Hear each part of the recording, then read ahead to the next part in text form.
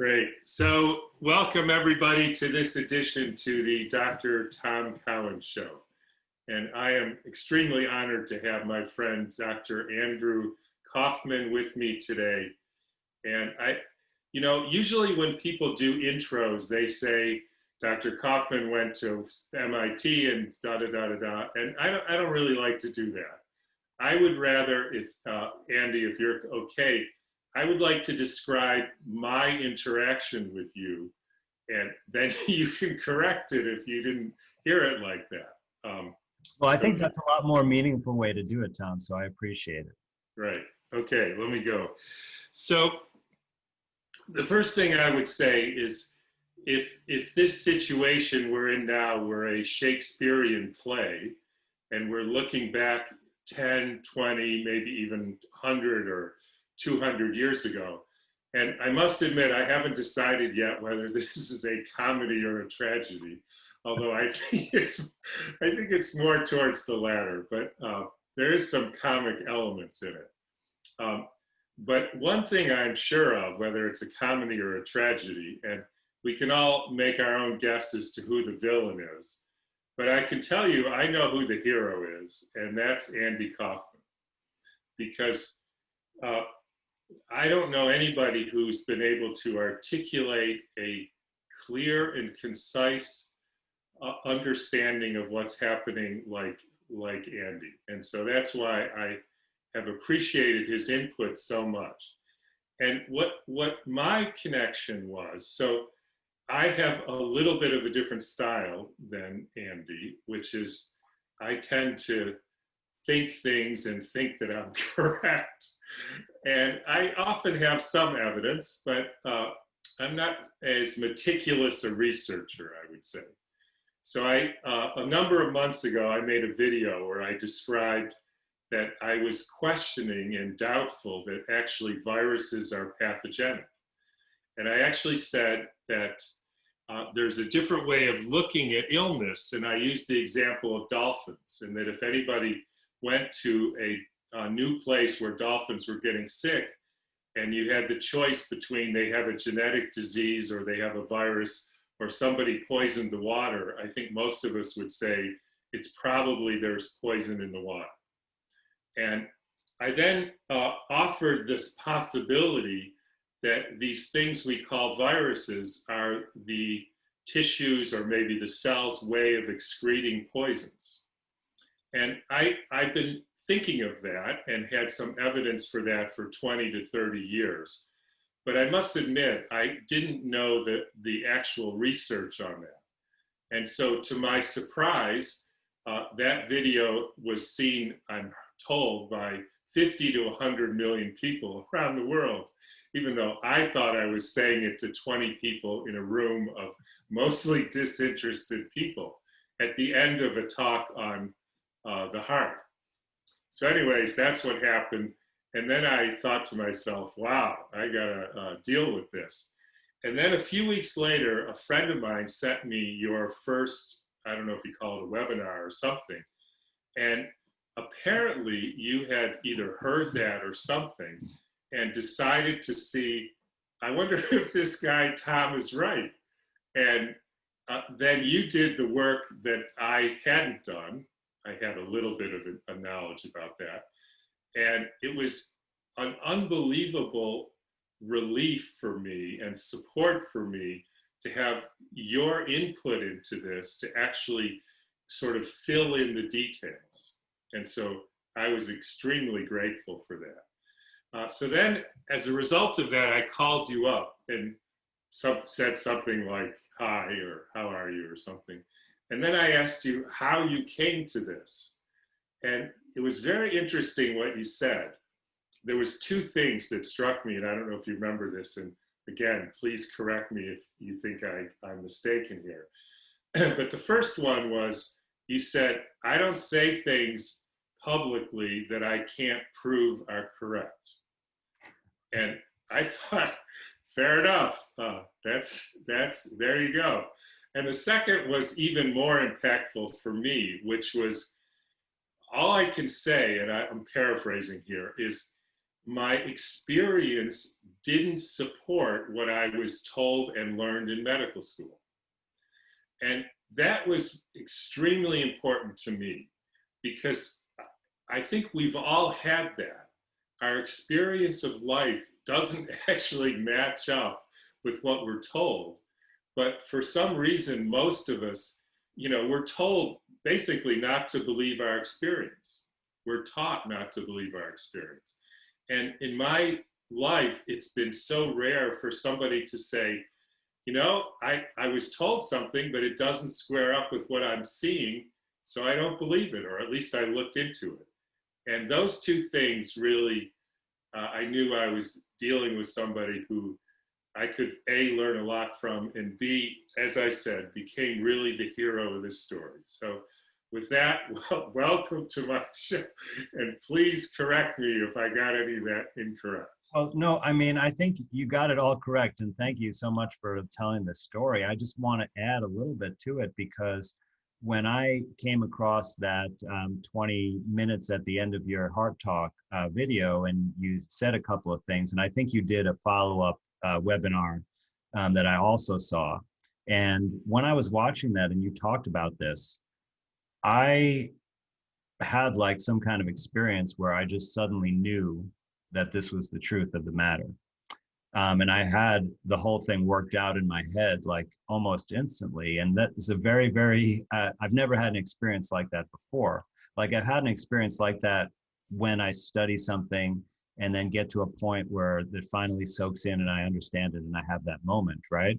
But this experience that I had this time, I didn't do that.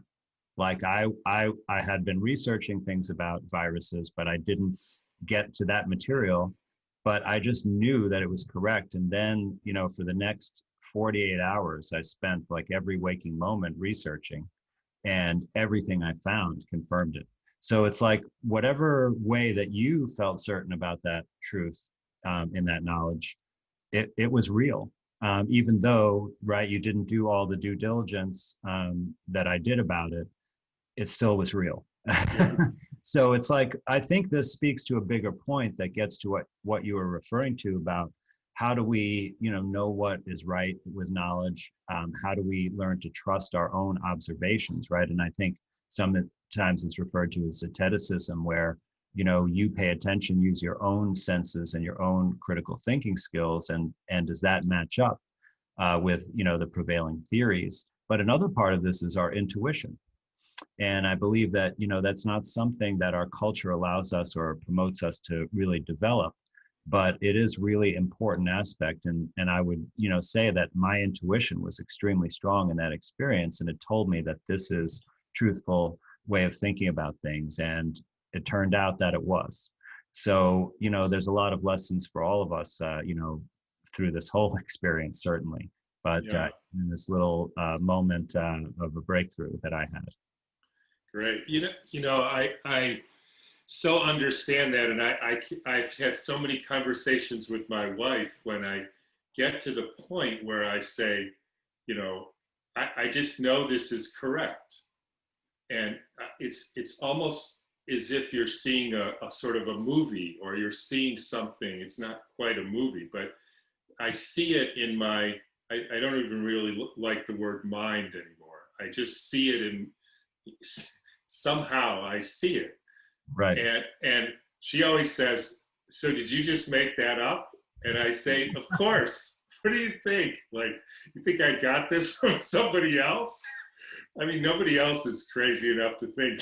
So yeah, I just got, but. Not even Rudy Steiner. Yeah, right. Because he contradicted himself all the time. So, but then then you have to go back and say, because we all can delude ourselves, right? Absolutely. And we can go off and think things. And, when I think back in many of my books, I like cringe, because Right. how could I possibly have thought that? I can tell you though, every single thing, I think this is absolutely correct. Every single thing I got wrong in any of my books, it's because I believed the dominant narrative too much. And I had something go off in me that said, this is probably not right, but no, everybody thinks this, so it must be true.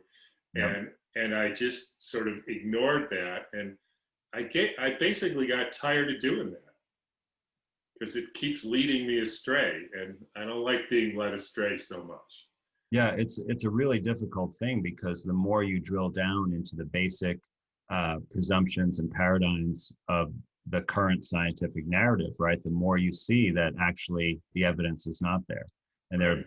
mistakes. But you have all this knowledge that's all founded, that's the foundational knowledge. Everything else is built upon that, and sometimes it's hard to even make the connection. It's hard to change the vocabulary, Yes. right? It's hard to always think things through. And so it's like this process of shifting to a different way of thinking about these issues, right? And people are at various stages along that process. And so it's really hard to communicate about, because I don't want to alienate people that are learning about this, but are still accepting a lot of the mainstream paradigms. Like, I want them to be able to also say that part of what I'm saying is still truthful based on that. You don't have to go into as deep of a level to question things that are presumptions of scientific principles, like contagion and germ theory, Right.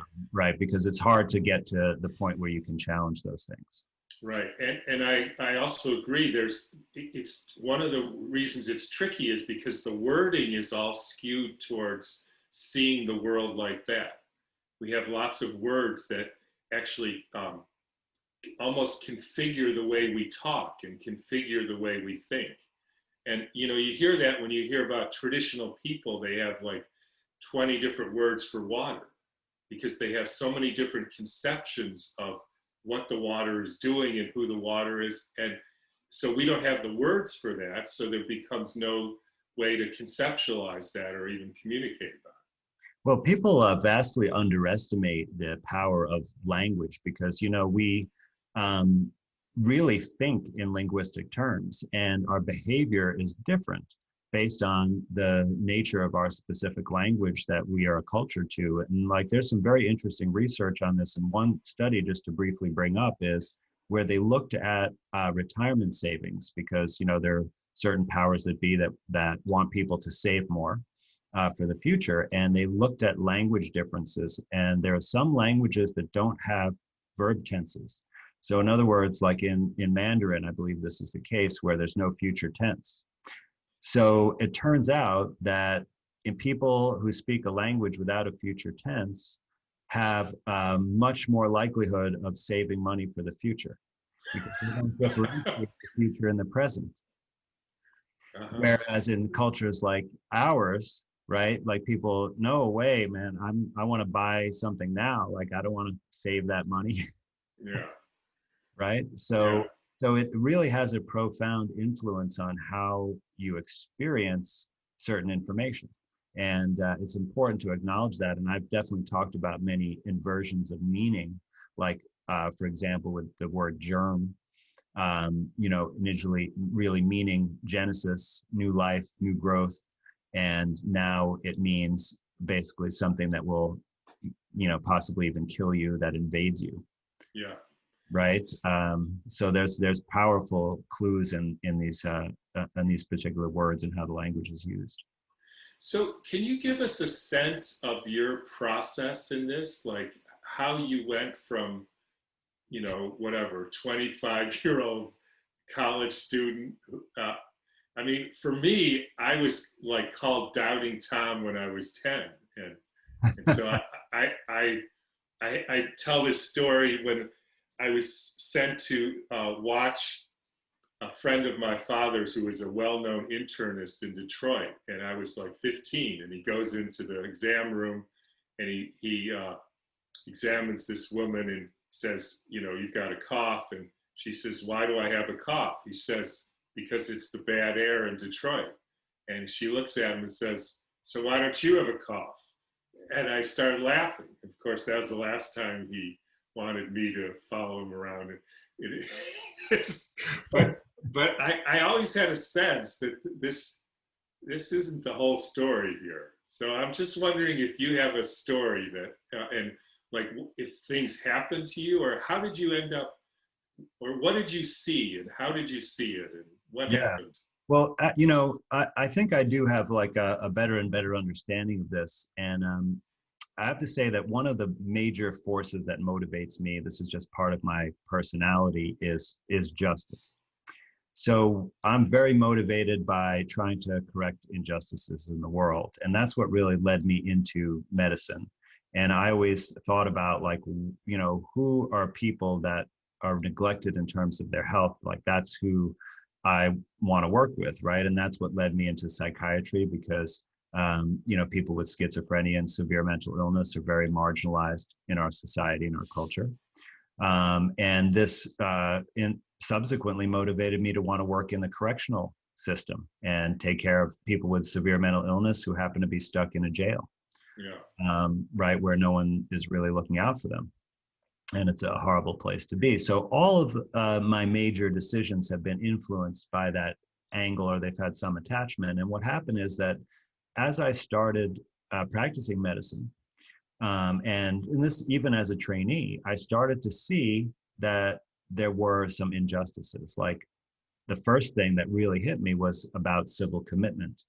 And this is basically a law that allows a psychiatrist or some other doctor to basically incarcerate someone. They can put them in a mental hospital against their will in a locked ward. And based on, there being illness and supposedly being dangerous to themselves. And there are situations, right, where this might actually be appropriate to some degree, although I would say there are better ways to do it. But what I saw was that doctors were using it not for real extreme emergencies, but using it as a matter of convenience or a matter of routine, and or for the purpose of using police transport instead of medical transport because of financial incentives, right? So that led me to question things and also be known as a troublemaker and have several people, sit me down and tell me that I shouldn't be, rocking the boat essentially. Because you refused to do that, or you didn't want to participate in that? Well, I started off just questioning it and didn't want to participate. And then at some point I refused to do it. So, and I've gone through that kind of evolution with, many times over as I found injustices, like with psychiatric medications. At first I was forced to prescribe them as a trainee because that was the standard of care. And then, in all of my subsequent clinical work, that was the main function of a psychiatrist. But as I uncovered that, first I saw the medicines were not helpful. And then I started realizing that they were harmful. And this was when I scrutinized the research literature and then compared it with my own experiences. I started seeing that there was consistency here in those respects, but that's not what the main authorities of medicine were saying about it, but that's what was in actual research findings. And can I have you flesh that out a little bit? Just so a person says they're depressed, and you hear this, and I know enough about psychiatry to know that antidepressants actually don't really work. But when you say they didn't work, what were you seeing there that made you think they didn't work? Because you do get occasionally people will say, yeah, I feel better, or something like that. But yes, well, so for me, like I want to look at objective outcome measures.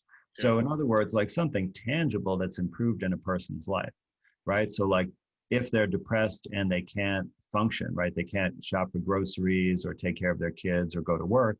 Well, I want to see them resume doing those things, right? If they have a horrible conflict in their important relationships in their life, I want to see that relationship improve, right? All of those aspects. And that's what I was not seeing at all. So certainly with antidepressants, I never saw that. I don't want to give the impression that no psychiatric drug ever works in any person for anything good. Like there are some very limited examples, but they're rare and they're probably overused and overgeneralized. But with antidepressants, no, I've never seen one person have a true benefit from an antidepressant. And quite frankly, all of the clinical trials if you look at it as a body of evidence rather than picking out individual studies, you will realize that there actually is no specific activity of antidepressants to address depression. What I've observed in my experience that they do is they basically numb people's emotions. So they become more apathetic and less emotionally intense, but they don't, as a result of that, don't improve their situation. In other words, they misinterpret the fact that the way I would interpret that is they have a conflict, or they have something that needs to be resolved in their life. Like, I need to figure out how to deal with my children or my wife or my job, or my job sucks or whatever. And I need to figure out how to do that. And they misinterpret that as being depressed. You give them an antidepressant and then they just live with their job. Well, you know, the whole term depression is really problematic. Yeah, right.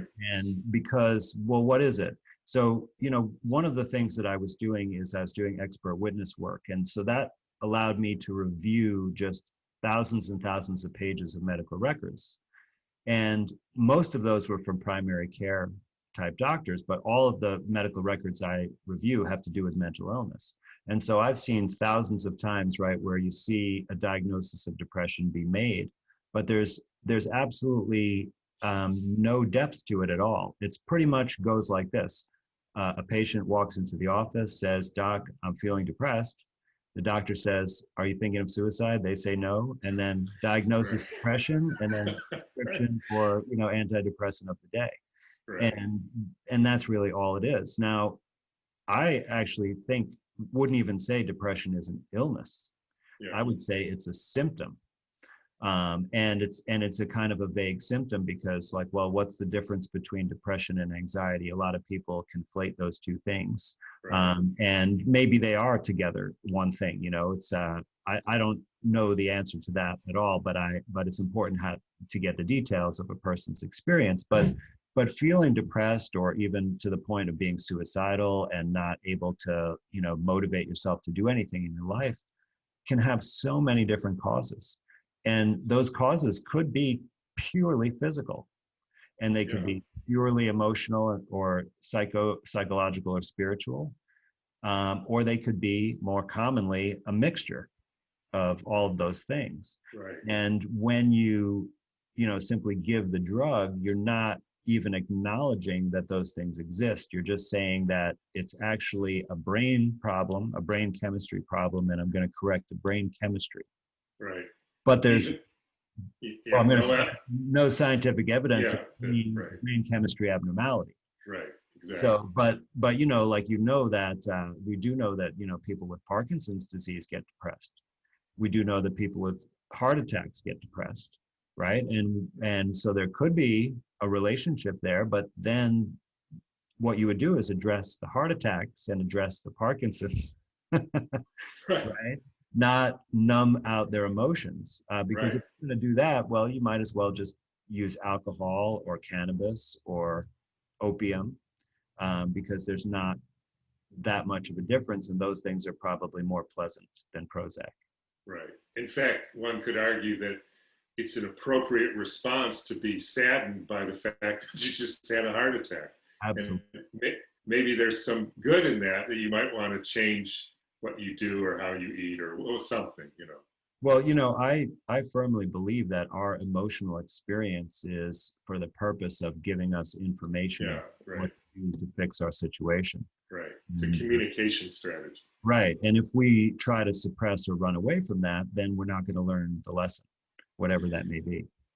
So then how did we go from that to, you know, Béchamp, pleomorphism, terrain, and maybe even, I would love to hear your take on pleomorphism, and probably a lot of people don't even know what I'm talking about with that, but I think it's a key, and maybe that's the next step here.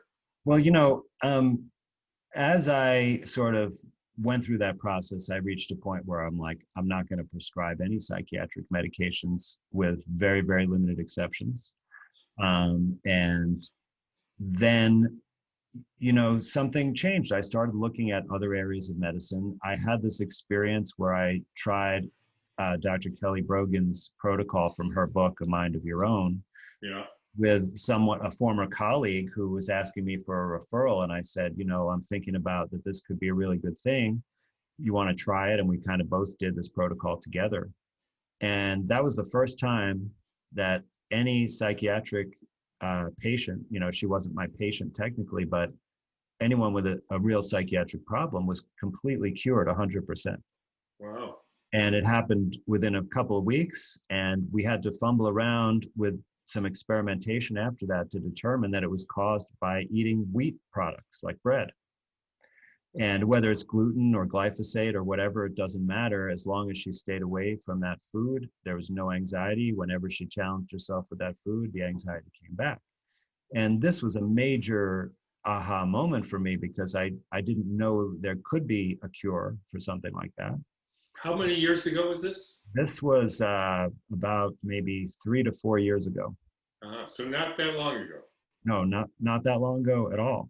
Uh-huh. But that opened me up to like saying, well, maybe there's ways to heal from all of these things that I was told that there isn't. And maybe there's a whole new science that I'm unaware of that would explain this. And I just started studying. And I, found certain people in this space that I thought were, knew what they were talking about, and I started consuming their material. People like Anne Baroque and Jennifer Daniels, and others, and spent, like pretty much 2 solid years just studying all of that. And I was more focused on how do I work with people to help them, or what things work to help with various illnesses. And then when I felt like I had a pretty basic competency in that knowledge, I started thinking about doing consultations, but I also shifted into looking now more at some of the underlying science. And germ theory came up because some of the people that I was listening to, like Jennifer Daniels, she talked about like Koch's postulates not being satisfied. And I had like, oh, I heard about Koch's postulates in medical school. And I familiarized myself with that and said, well, that's really interesting that for hepatitis C, and she might have mentioned 1 or 2 other things. I'm like, wow, they never satisfied Koch's postulates. So I like, maybe I should look into that. And I came across Bear Lando and his channel Alpha Vedic, and they had done a show talking about germ theory, and I listened to that and I was just blown away. And this was like last November, so it was before the current situation hit. And I was open to it, and I started looking into terrain theory at that time. I learned about pleomorphism and the cycle, and I was exploring that. At the same time, I was actually doing a whole bunch of law research. And it wasn't until after the pandemic situation hit that I really looked at viruses. So everything that I've learned and been talking about viruses is very new. And I just felt like I had to understand what was going on. And I was like, once I had this suspicion when things were in China that it didn't make sense that they were doing all these crazy measures, because like, well, when did they do that before? And, something made my nose twitch about it. And I'm like, I want to see, where they discovered this virus and look at the papers. Yeah. And I didn't know how to read those papers. I had to learn how to read them because they use their own language. Right. And then I came across, Stefan Lanka and Carrie Mullis, and, kind of the rest is history. But I was already did all this kind of preliminary work before I was able to really open myself up to get to these deeper underlying areas. And to be honest with you, there are other areas I haven't had a chance to really explore yet. I'm kind of like, what Gilbert Ling talks about, that many of the foundations of the current molecular and cell biology that I learned at MIT are actually not correct. Like right. Even things as fundamental as how DNA works, right? And genetics and epigenetics. I think that we really don't understand that in an accurate sense right now. But it's really, really hard to question it because it's such a fundamental thing as well, right? And how the cell works. What's the role of electricity? What about water? Like water wasn't, it was just, well, everything has to be in water, but water has no role other than that, just providing a nice ambiance, and now obviously there's way, way more science to water, and water could just in and of itself be a healing agent, right? And I actually, just from the amount of water, I find many of the clients that come to me are severely dehydrated, and that's one of the primary causes of their problems.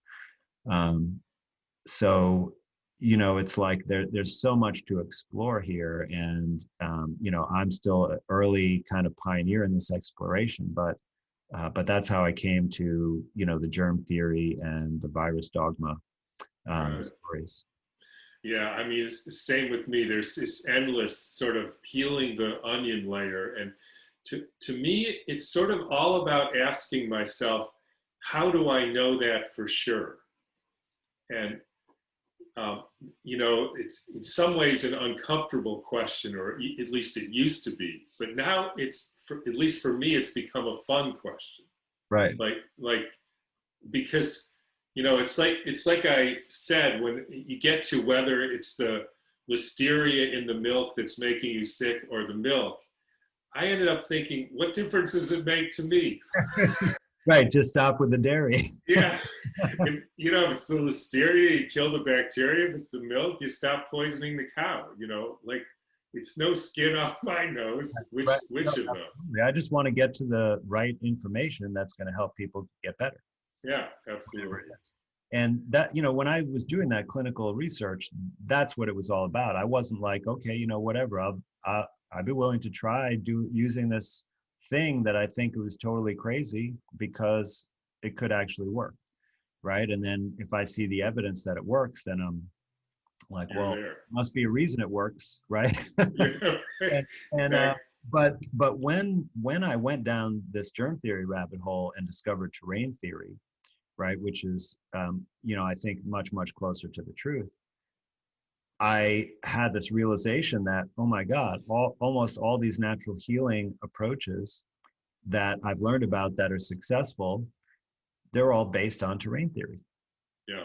And I didn't make that connection, initially. And it's not like these other people that are putting educational, they didn't like say it that way, right? It wasn't like, you go into terrain theory 101 or natural healing 101 in the university, but it's really profound. And so that matches up, right? It's like, so my understanding of terrain theory and what works in clinical medicine actually correspond. They're in agreement with each other now. And I didn't have that experience with the theories in the allopathic medical model. Got it. And in fact, I don't know if you would agree with this, but I think even the people who are actually using what we would call terrain theory, they typically themselves don't understand that. And they say, for instance, I'm giving, bowel cleansing to stimulate the antibodies so it gets rid of the viruses. Right. And you think, wait a minute. First of all, I did a whole riff on antibodies, but yes, I love that. Yeah. So yeah, it's very complicated, and it basically doesn't mean anything. But yeah. So even that sort of conceptual shift is hard for people to make. So can you give us what is pleomorphism and what is the terrain theory in a nutshell? Is that? Yeah, absolutely. I can try that. But let me just add one thing to introduce that. It's like, because I think that a large portion of people these days have actually gotten terrain theory-based treatment. They just didn't know it, like you said. And anybody who takes, bacteria, right, like probiotics, that's a terrain theory treatment. Right. You just didn't realize it. Right. And I think that's a way to really open this topic up to people, because all of the modern research about the microbiome really is terrain theory. And it's, 100 years behind the introduction of it, but it's the exact same model, and it just hasn't gotten to the point yet where it's taken over as the main paradigm. But it's really hard to reconcile, like, how can bacteria be good and bad, right? Right. It's a contradiction, so it's got to be reconciled at some point. But essentially what terrain I'll theory— tell you, Andy, another terrain theory, you may not have thought about this, is LDL. Now, I had a good friend who was doing a lot of research on cholesterol, and he actually wrote a paper called The Benefit of High Cholesterol. And he demonstrated, in a sense, that high LDL is very protective against what we call infections. And so one of the ways of essentially poisoning people to make them more susceptible to what we call infections is to give them statin drugs to lower their LDL, and then they just they get sick more often. And in a sense, you could also call that eating butter terrain theory, right. or eating bacon terrain theory, because you're improving the very substances in us which actually keep our tissues and cell membranes flexible, and so not sick. Absolutely. And cholesterol is one of the things that it's highly problematic, obviously, because there was this basically conspiracy between the government and the food industry and the pharmaceutical industry to make us think that cholesterol is causing all of this illness, Right. when in fact it's really the opposite. And cholesterol is the starting material for so many things in our body, like every membrane of every cell, right? And the membranes take up a large area of the brain. So it's Right. like 90% of the dry weight of the brain. And then all of your steroid hormones and vitamin D are all made from it, right? Mhm. So think about the function of all those things. And if you're deficient in those things, you're not going to be in good health. Right. And I think when cholesterol got implicated as being bad, because if you have an excess of toxins deposited in your blood vessel, they actually oxidize the cholesterol. And when it's in its oxidized form, then it can do bad things, because it could activate the clotting cascade or things like that, or cause an inflammatory reaction, right? Or spread free radical damage. So but it's not the cause, right? It's a bystander. Just Right. the same way the bacteria in an infection are not the cause of the infection. They're there actually for a beneficial purpose. Right. In that case, and that's what terrain theory says, is that illness is not caused by microorganisms that invade your body or are already in your body, but it's caused by a perturbation or a negative alteration in the terrain or the ecosystem of the body, right? And that can occur a variety of things. It could be a physical trauma that damages your tissues and organs. Could be exposure to various types of toxic agents, which could be radiation, electromagnetic or ionizing radiation as well, and even a psychological toxic insult, right? Or a nutritional deficiency, that your body can't, repair itself or build itself properly. And so one of those things interrupts or damages the terrain of the body, and that is the cause of the illness. And what happens is that microorganisms are actually summoned by a process that we don't fully understand, but it involves your body systems, it's in conjunction with our immune system and other bodies, our circulatory system and such. And that microorganisms develop and differentiate specifically to respond to that particular type of insult. And they go there to perform saprophytic function, right? To clean up the dead debris, help the body repair, remove the toxins. And that's why they make secretions, right? Like mucus and such, because that's a way of getting those waste products out of the body. They create inflammation and swelling to increase the blood supply to that area to bring nutrients and take away waste products. We might be uncomfortable during that process, but this is the rebuilding phase, the healing phase of the illness. And the aspect about how our body summons these species of microorganisms is the pleomorphism that you were alluding to, that basically there are these primordial forms of all these microorganisms, and there are a few different names. Béchamp called them microzyma.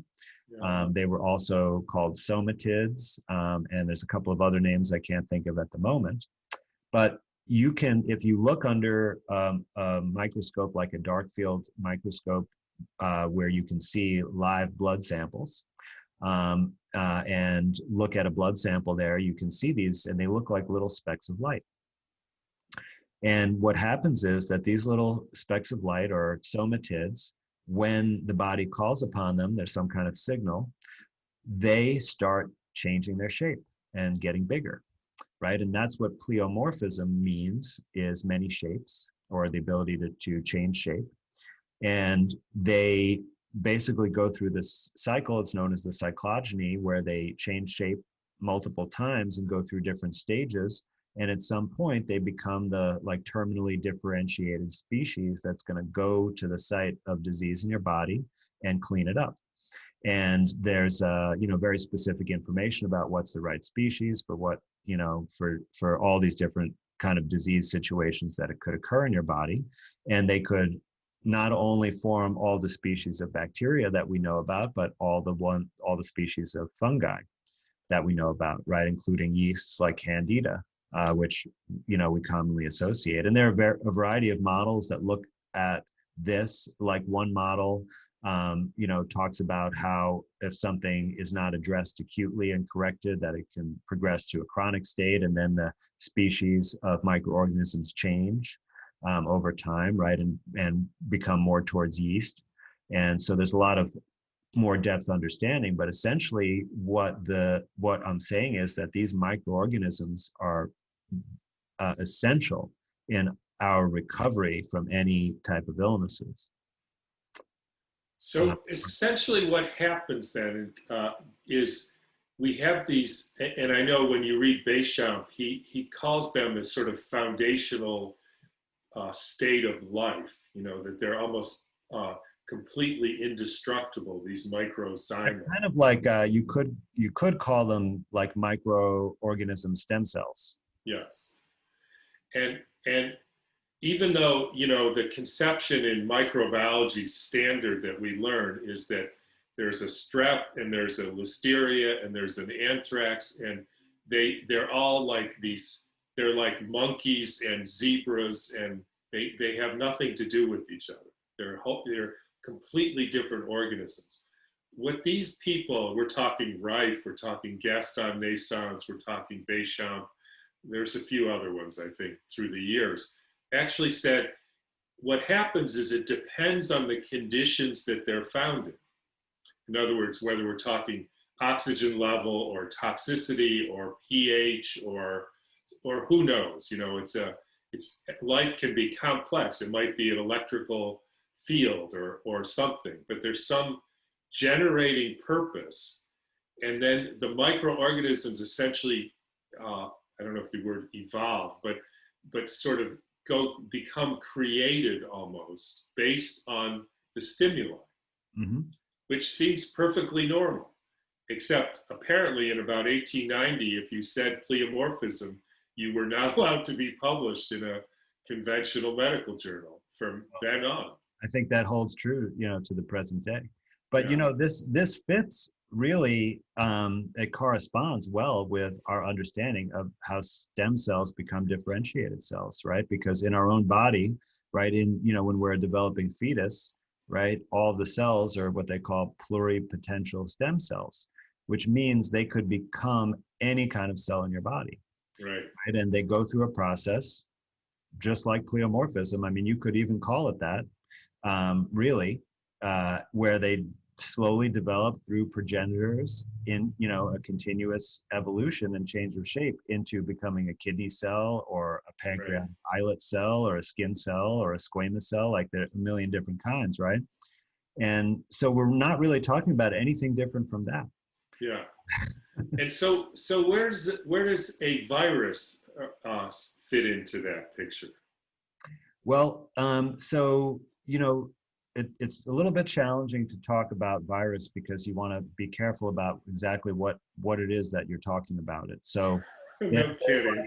there's like, you know, the virus, which means poison, but even before there was ever an electron microscope where they could possibly see what they're calling a virus these days, they already blamed a virus on several illnesses, Right. specifically ones that they couldn't find bacteria Yeah. associated with, like polio. Oh, okay. Right. So there's one thing like that where there's like this kind of virus hunt by medical researchers trying to find something that causes diseases that they don't have another explanation that they're looking at. But then there's also what has come out of the bacteriology research with bacteriophages. And bacteriophages, or bacteria eaters, they're called, and I think that term is actually a misnomer, is considered a model for viruses. And in fact, the original genetic sequences of viral genes were garnered from bacteriophages, because bacteriophages, I think most objectively, exist when you have artificial conditions on bacteria mostly. So you were talking about how, you know, bacteria exist in nature. And one of the things is you never see an isolated variety of bacteria, species of bacteria in nature. There are always dozens or even hundreds of different types of bacteria mixed together, growing right in the same community, and they all exchange genetic information with each other. It's really only in the laboratory that scientists separate out the species and try to grow a pure culture of bacteria. And they're capable of doing this, but the bacteria are not healthy. They're under stress in this situation. But if you add more stress to the situation, what you'll see is that you'll see the presence of these phages in the bacterial culture, and you'll see the cells disappearing. But the scientists that originally discovered this and called them When you say the cells disappear, you mean the bacterial cells disappear? bacterial cells disappear and phages appear to be eating them. Yeah. But I think that this was a bit misinterpreted, because one of the main aspects is that in the modern mainstream medical science, they only look at dead things under a microscope. They don't look at living things. And when you observe dead things, it's very hard to take those observations and be sure that you can describe behavior that resulted in that. I mean, imagine trying to, learn about human ritual behavior from examining cadavers of humans. Right. Or, It'd be impossible. right. So I often say that the fundamental problem with Western science was we wanted to learn how to help frogs. So the first thing we did was kill the frog. Yes, exactly. Which I can guarantee did not help that frog. It's funny, these lapses in logic and common sense sometimes. Yeah, right. But so if you look at the dead bacteria under the microscope, you can see, there's less bacterial cells over time and more phages. They must be consuming the bacteria and reproducing. But another explanation is that they actually turn into the phages. Yeah, now, they're disintegrating. Right. Well, when bacteria are under environmental stress in nature, when they're in a mixed culture, they turn into spores, generally speaking. And the spores can withstand the harsh environmental conditions. And then when they're right, the conditions return to normal, then they revert back into a living, growing state. And when they're in the laboratory under artificial conditions, when the bacteria are stressed even more, they can be induced into phages. But the bacteriophages are interesting scientifically because one is they've actually been shown clearly to exist. So they take a bacterial culture, do certain things to induce phages, and then they can put it in a centrifuge and separate the bacterial cells from the phages, and then look under a microscope, an electron microscope, because you need that level of magnification, and see just wall-to-wall phages in your sample, so you know it's pure. And another interesting thing is they have a very characteristic geometrical shape. So they're not spherical particles. They are actually structured particles, and they look a little bit like the Space Needle in Seattle. But on Stanford website, they have great pictures if anyone wants to look for themselves. But since these are pure particles, you can then basically characterize what chemicals are in the particles, because you know it's only coming from that since it's pure. So you can like lyse the membrane and take the genetic material out, and then it'll be in one intact piece. And you sequence it end to end, and then say this is the genome of this, if it has a genome, and then you can look at the proteins in the membrane, or how the membrane, you can do further, chemical tests on it, so you can know exactly how that thing is structured and what it is. And so they've been able to do this kind of scientific methodology for other, what they call viruses that are in single-celled organisms like amoeba and sea algae, are some other examples, and many different species of bacteria, not just one. Like there are many different types of bacteriophages. I've even worked with them in the laboratory when I was in college. Yeah. So it's a pretty common thing. So, and I think your point there is this idea that you sometimes hear, well, it's so complicated to isolate, purify, and characterize, is actually not true. no, not at all. It's just part of normal bacterial phage research. That's what you do. Even before they could look under the microscope, they already were able to separate out what they thought were viruses from bacteria and other organisms by filtering.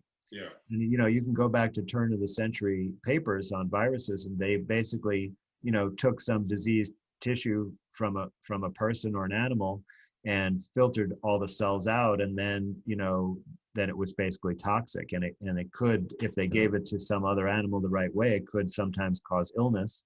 And so they said, well, there must be a virus in there, right? But they didn't know what it was, but they knew they would separate it out. So the first thing you could do is just put it sample through a filter, because virus particles, or what they say they are, is so much smaller than any other type of cell, right? You could separate it from any other type of cell, right? Bacteria, fungi, mammal cells, human cells, just by filtering it. So that would be an obvious thing that you could do. And that's not full purification, but this is something that you could do in an hour or two in the laboratory. It's not complicated, right? We've filtered things in our kitchen sometimes. But then the next step is, after you filter it, is that you do what they call density gradient centrifugation. And, centrifuge is just a fast spinning thing. You put it in a test tube in a medium that has a density gradient, because the spinning separates things by density.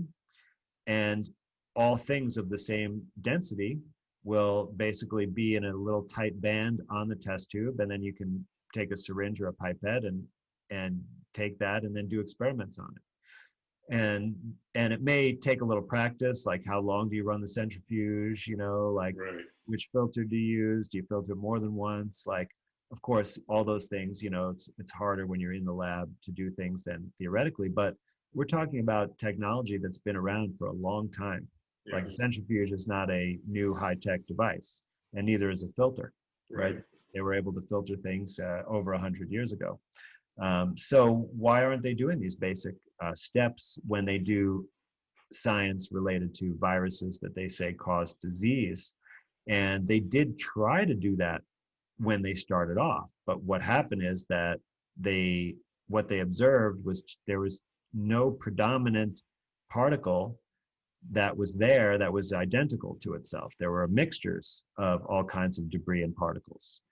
And they basically were about to give up before they got to these tissue culture experiments. And I think you wanted to ask me about that, so I'll stop there. Yeah, but I think again, correct me if I'm wrong, but my understanding is one of the other things that I know Stefan Lenka always talks about that virology disproved itself is they did learn to filter and isolate and purify. And they had cultures, maybe not of a pure single virus, but at least pure, quote, viruses or these bacteriophages.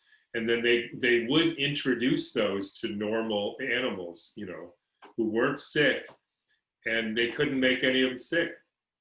I mean, it was like, all right, we did it. We did it the way we're supposed to. We have the thing we're looking for. We squirted it down a hamster and monkeys and breathed into people's mouth, nothing happened. Let's go home and be farmers. Listen, with polio, it's unbelievable how Yeah, they right. tried, right, to make an animal sick.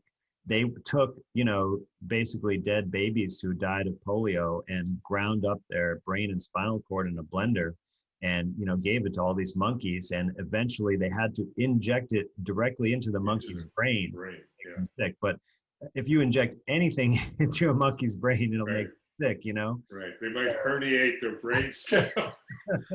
Yeah, But you know, like we didn't mention the word exosome today, but right, exosomes are also small particles that are about the same size as they say viruses are, and they're made by our own cells. But when the same researchers that are unable to purify virus particles can purify exosome particles, no problem. yeah, right. Like you look at those papers, they do the same procedure I described with filtering and centrifuge that they did for bacteriophages, and they're able to characterize the exosomes very well because they Yeah. have a pure sample of it. And I happen to read the minutes of the 1973 Pasteur Institute conference, and they actually outlined the steps for how you would know that there's a new virus. And it's basically exactly what you said: filter and centrifuge and purify and characterize. And it was very clear and doable, and they just don't do it. So with that, how do they do a viral culture? Well, it's very interesting and quite astonishing. But what they do is they take basically the raw sample from the sick person. So like, you know, they want to look at a virus that supposedly makes someone sick, right? So they have a sick person, and depending on what part of their body is sick, they take a tissue or fluid from that part of the body. So like, let's say it causes a lung infection, they would take lung fluid, okay? And that is a very dirty sample because it has many things in it, many different kinds of cells, many different chemicals floating around in it, genetic material, etc. They don't filter that. What they do is they add that to a cell culture, and the cell culture cells are not generally not human cells. They are sometimes. There was one paper I saw where they used lung cancer cells from a human. Right. But they're usually monkey kidney cells. That's the most common one. But these are like commercially available cell cultures, right? That you could just buy. Egg yolk stuff. Yeah. Yeah, you could culture these things on egg yolk probably. But what they do in these virus experiments is that they use minimal growth media. So in other words, just the basic amount of nutrition that the cells need to survive. Right. Not thriving type level of nutrition. Right. Then they add usually bovine calf serum. So like the blood product, the non-cellular blood product from a baby cow, which could have lots of things, foreign proteins in it that could cause damage to a cell. Then they add antibiotics. And they don't always specify which ones they add, but the reason is they say, well, they don't want any, you know, bacteria to contaminate the sample. Right. But I thought this was really interesting, Tom, because you're familiar with amphotericin B, right? Yes. The fungal. So, you know, Terrible. terrible, exactly, right? And we know it's very toxic, and it's like, you know, if someone's about to die is when they get amphotericin B. And it's an antifungal antibiotic. And one of the main toxicities it has is to the kidney. Well, they mixed it with kidney cells. So what do you think might happen there, right? So all the antibiotics that they mix, they're all toxic to cells. Like antibiotic means against life. Yeah. And they're also, antibiotics are known to induce cells to make exosomes. Right.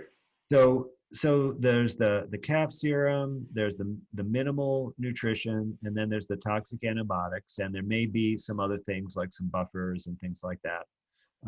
But that's the main recipe. And then they add in this contaminated lung fluid from someone who's got pneumonia in with that cell culture. Now, then they observe the cell culture for several days, and they're looking for what they call cytopathic effects. So right, in other words, non-specific damage to the cells. Now, of right. course, if you mix cell culture with a bunch of toxic things, and by the way, there are many things that could be toxic in that lung fluid as well Yes, from a sick individual. Um, it's not that surprising that you'll see damage to the cells. And when cells undergo damage, they behave in predictable ways. So early on, they would basically send out alarm signals. And one of those would be by putting out exosomes. And we know in these cell cultures, they're always going to do that because we gave them antibiotics. And we know from other research that antibiotics plus cells gives you exosomes. right, Um, and then when the cells start degrading, they basically put off all these kinds of vesicles, like little, they fragment. And this process can go, all the way to complete destruction of the cell. But the, various different constituents get packaged up in the membrane as it pinches off and forms these little particles or vesicles. And this is a protective mechanism to the body, because if the cells released all the contents into your circulation, they would damage other parts of your body. right. So Yep, containing them in these little vesicles as part of the dying process is a helpful thing. And basically what they do is that they look under the microscope at all of these particles in the damaged tissue, and they find one that they say is the virus. And then they show a picture of that. But what they don't do is they don't show pictures of the other particles or the exosomes and say, oh, here's where we found an exosome, and here's where we found the virus particle, and here's how we can tell one is one and one is the other. They also don't then take that cell culture mishmash and do the filtering and right, centrifuge and purify it out of that. So you never see like a picture from the microscope where the entire visual field of the slide is virus particles and they all look identical, right? In fact, even when they write about the sizes, right, there's sometimes they write that the particles range in size more than double, right? Imagine if, you say, well, okay, some humans are as short as 4 feet. Sorry, some humans are 6 feet and some humans are 12 feet, yeah, right? Range from 6 to 12 feet. Most animals don't have that much of a range in their, size. But all these things, it's like you'd expect to find something that is homogeneous, right. Uniform. right, Yeah. and uniform, right? And that's not what they're seeing. And to me, because as you know, I always think in analogies and metaphors, that the thing that's so interesting about the process of viral culture is the way that a viral culture is done to produce this cytopathic effect is basically starving and poisoning the tissue, Absolutely. which, which is not unlike how people get sick.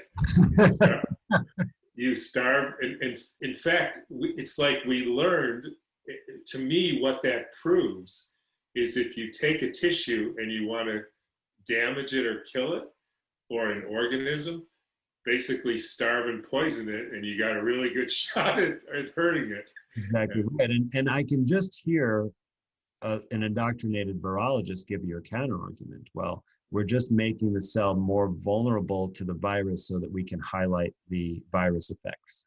Yes, right.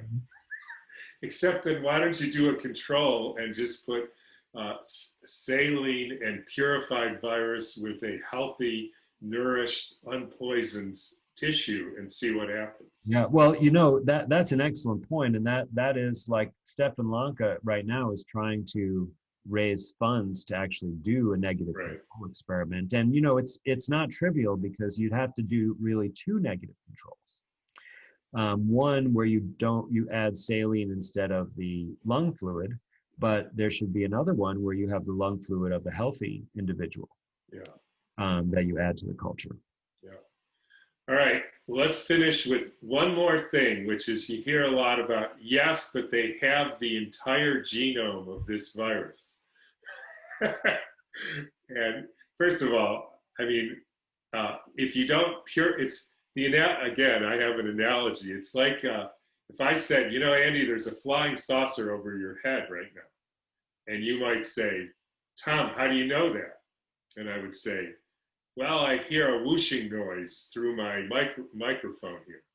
And you would say, well, that doesn't actually prove it. I was thinking you might say, I see it over your head. Well, Right. no, I don't see it. But I do see these little pieces of iron filing under your chair. And even though I've never actually seen or analyzed a flying saucer, I know that those iron filings could have only come from a flying saucer. And you might think I'm a lunatic because how do you know they didn't come from the chair or an airplane or something like that? So, if to take that to the next logical step, right? So if you already characterized flying saucers and knew that they existed and were able to study their structure, right? And said that there's a specific iron alloy that they use, right? Then you can look at these iron filings and say, this is the specific flying saucer iron alloy, right? Right. But absolutely correct what you said. You can't take the iron filings and say, from this, I prove that flying saucers exist. And by trying to say that the genome proves the virus exists, that's exactly what you're doing. Because, well, where did this genome come from? If you didn't prove that there's a virus first, where did you get the genome from? So, it has to go in that logical progression. But they bypass that completely. And they do this in such a way. So like they might say that the genome sequence is discovered or that there is a genome for a virus.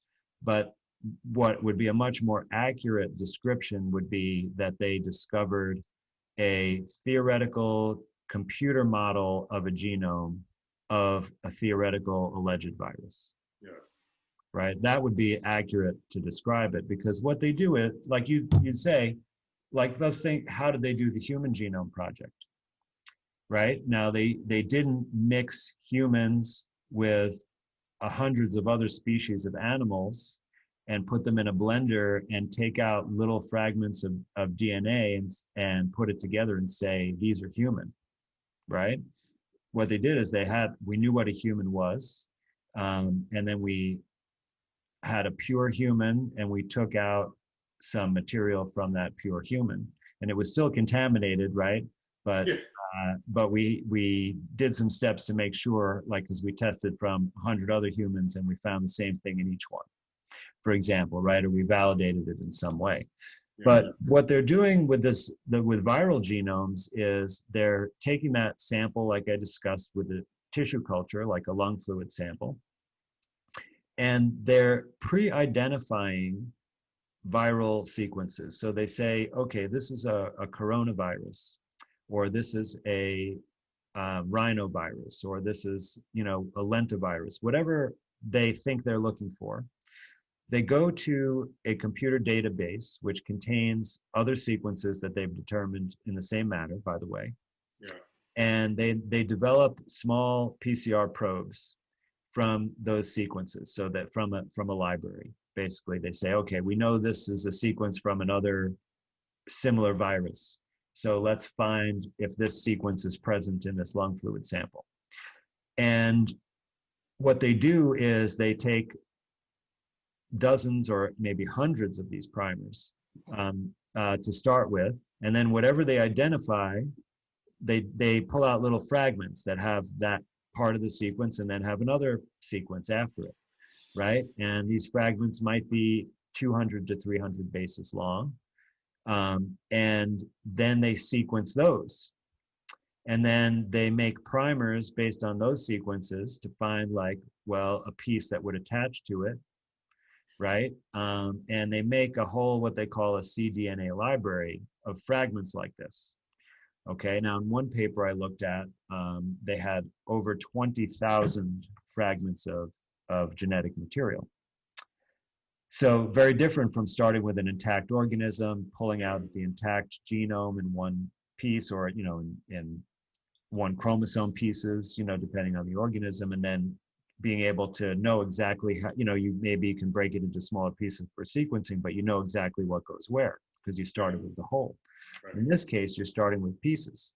So then you have like 20,000 fragments that are 200 to 300 bases long, and the genome is allegedly 30,000 bases long. So a lot of these fragments, and there's overlap and there's gaps and such. And when they sequence all these fragments, then they put them into a computer program. And the computer program basically solves the puzzle and puts them into one piece. Yeah. But there's, of course, errors because there are gaps, right, where there's not a continuous sequence. Then there's also like, how do you put it together? How do you know which ends match up with which? You know, like even if you do a jigsaw puzzle, right, you know, there are some of those pieces that they are almost a perfect match, but when you put it in there, you got to use just a little bit of force, so you know it's not right, right? So like, how do you know that the computer's not doing that? How do they fill in the gaps? Well, they fill in the gaps, they go back to the library of sequence, try to find a sequence that's close, and then just extrapolate it in there, you know, just fill it in from basically their imagination. So this, then they have, you know, after all this number crunching, and I mean, they need a computer to do this, because if they had people trying to do this by hand, they'd probably be working for, you know, 10 years before they could put it together. But then they get something and they publish it and they say this is the genome. Yeah, got it. All right. I'm going to let you go. Any final words you have for our audience? Just a word of advice, encouragement, anything. Well, maybe you know, in the justice realm. Well, you know, I always say, don't take my word for it, right? Because I may be a meticulous researcher, but I'm still prone to making mistakes. And so, you know, look at other sources, try to make your own decisions about things. I definitely think that's really important. And, you know, just want to emphasize that learning about this stuff and being open to new ideas is, I feel, is very critical at this point in time, because we're in the midst of major societal change at every level, right? And a lot of it is, I mean, almost all of it is very oppressive. And it's all rooted in this kind of medical manipulation. And so if we are stuck in a dogmatic view of our health and the medical system, we're going to continue to be vulnerable to this kind of, you know, medical tyranny, medical martial law, health technocracy, whatever word you want to use to describe it. And my goal is to really, you know, try to educate people so that they're not vulnerable to that way of being manipulated any longer, and, you know, allow them to basically, you know, stay as free people as much as possible. Great. All right, Andy. I so appreciate you taking the time to talk with me today. Well, it's definitely my pleasure, Tom, and congratulations on your new venture here, speaking to the people on your platform. Yeah. Okay. And we will send you a copy of the new book, The Contagion Myth, as soon as it comes out. Awesome. All right, Andy. Take care. All right. You too, Tom. Thanks. Okay. Thank you. Bye-bye.